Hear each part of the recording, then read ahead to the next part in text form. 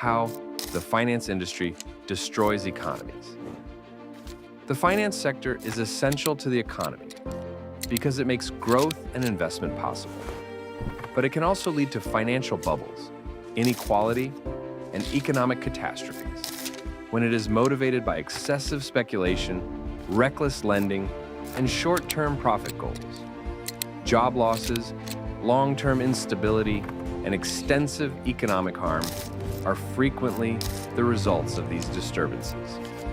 Here's a concise 10-point introduction on how the finance industry can destroy economies. Number 10, diverts capital from production to speculation. The finance sector has been more focused on speculative trading and financial engineering, rather than financing constructive economic endeavors like manufacturing, infrastructure, and research. Non-bank financial intermediaries are becoming more leveraged, and their interdependence with banks increases systemic vulnerabilities, particularly in times of market stress, when forced deleveraging can lead to disorderly sell-offs and liquidity shortages, according to recent IMF analysis. Instead of directing capital toward long-term profitable investments, this speculative behavior directs it toward short-term financial advantages. For instance, the quick expansion of hedge funds and private credit funds, which frequently use leveraged speculative tactics, takes resources away from businesses that require steady funding for expansion and employment development. As a result, money is misallocated, which lowers economic productivity and raises financial market volatility, so undermining the foundation of the actual economy. Number 9, amplifies economic inequality. Institutions that own substantial stock, bond, and other financial asset portfolios, as well as rich investors, profit disproportionately from financial speculation.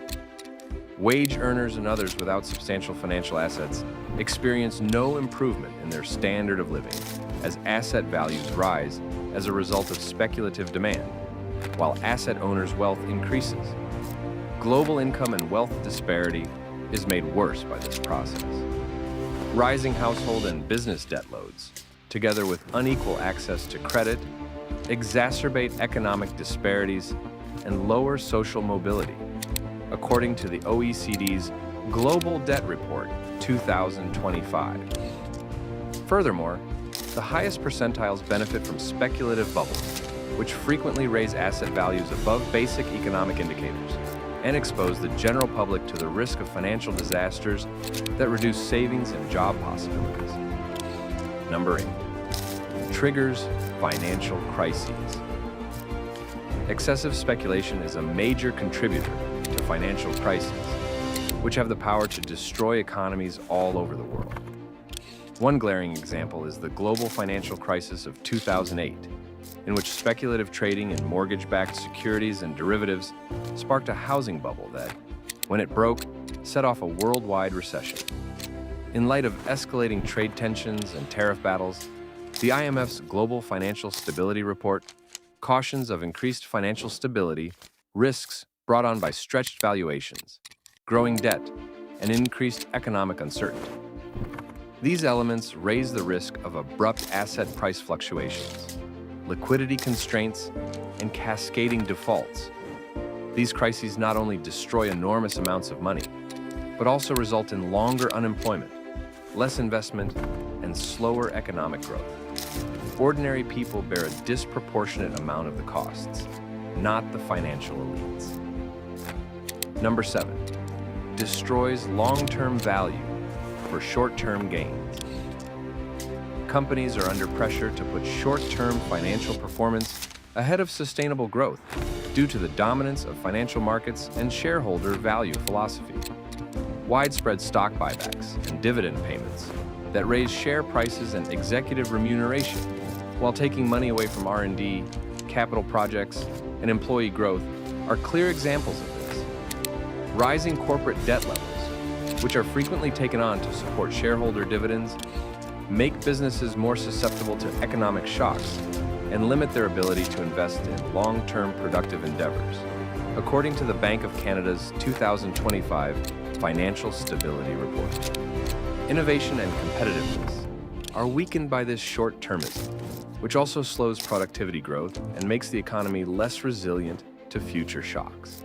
Number 6, hollows out productive sectors. In many developed economies, the collapse of manufacturing and other productive sectors has been exacerbated by financialization. The financial industry is attracting more and more expertise and capital due to its better short-term rewards from risky activity. The OECD's examination of corporate loan markets reflects this tendency, demonstrating that companies frequently place a higher priority on financial engineering than on investments in human capital and physical capital. Social inequality is exacerbated, and the economy's ability to produce widespread prosperity is diminished when productive sectors are hollowed out, resulting in job losses, wage stagnation, and regional economic deterioration. Because of this structural change, economies are less able to maintain inclusive growth and are more reliant on erratic financial markets. Number 5, increases systemic risk. Systemic risk has increased due to the financial markets increasing interconnection and complexity, leaving economies increasingly susceptible to shocks. According to the IMF's April 2025 report, growing leverage among asset managers and hedge funds, along with associated bank borrowing, forms a risk nexus that may intensify market turbulence during stressful times. Financial instability and economic disruptions are more likely to occur in emerging markets due to high real borrowing costs and erratic capital flows. Additionally, the Bank of Canada highlights the possibility that loan losses from susceptible individuals and companies may worsen recessions and put pressure on financial institutions. These systemic risks jeopardize global economic growth, interfere with credit availability, and endanger financial stability. Number 4, promotes debt over equity. Tax laws and financial institutions frequently favor debt financing over equity, which encourages businesses and families to take on a lot of debt. Growing levels of household and business debt make people more susceptible to financial difficulties and economic downturns, according to the OECD's Global Debt Report 2025. Financial fragility is exacerbated by corporations' frequent use of debt to fund shareholder payments rather than profitable investments. In a similar vein, households with high levels of mortgage and consumer debt have less money to spend, which lowers aggregate demand.